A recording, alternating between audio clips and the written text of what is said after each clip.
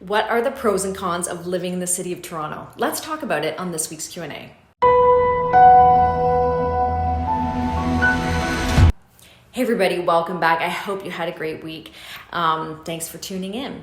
So we're going to talk about something a little bit different today. I have a lot of people right now that are moving into the city from other places, and it really got me thinking about the pros and cons of living in Toronto, and I just thought I would share my opinion of the top pros and the top cons about living here. These are just obviously my opinions, so take it with a grain of salt. Okay, so let's talk about the pros first. Number one, I would say, has to be the diversity. I love that there is such diversity in people, in food, in places, and culture.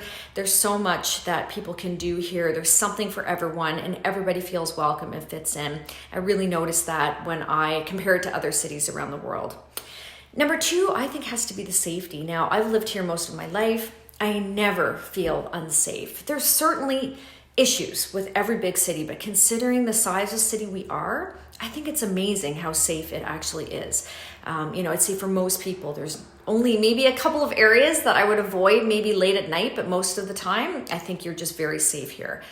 Number three, I would say we have a really great public and private education. Again, something for everyone. I think, we're lucky and fortunate to have such great schools in the city, and it's, an opportunity for everyone. There's really, not too many that people need to avoid. And then number four, I would say has to be the job market, because, if you want to live in Canada, we are obviously the biggest city. And we have such a great opportunity for employment here. I've talked to a lot of people over the years who came here with nothing and were able to really build a successful life here in the city. So I think that's definitely something that we should be celebrating. Okay, let's talk about the cons. The number one, in my opinion, has to be the traffic. It is a nightmare. The traffic is so bad now, especially if you live in the East End. They took away sort of the East End of the Gardiner. But there's all kinds of problems around the city, and the traffic is horrendous, and it's getting worse. If you kind of, offset that with our transit system, some people actually think it's good. I don't think the transit system is very good. It doesn't get us a lot of places. Traffic, getting around the city in general is really difficult. Number two has to be the amount of construction we have, and that plays into traffic and a whole bunch of other issues as well.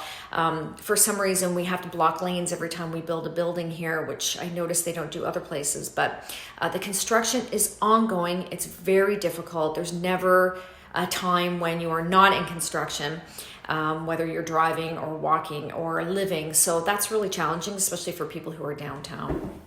Number three, I would have to say, in my opinion, would be the weather. I don't love the weather. I think the weather is tough for people.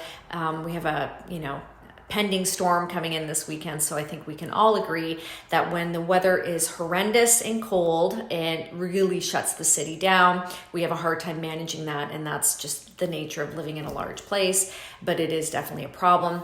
In the summer, it's sometimes too hot for people, so we have to kind of take that in consideration too. Weather's not my favorite. Some people are okay with it, not for me. And then finally, obviously, because this is a real estate channel, the cost of housing is really expensive. So whether you are renting or buying, it's super expensive. It's hard to find something here that's affordable for people.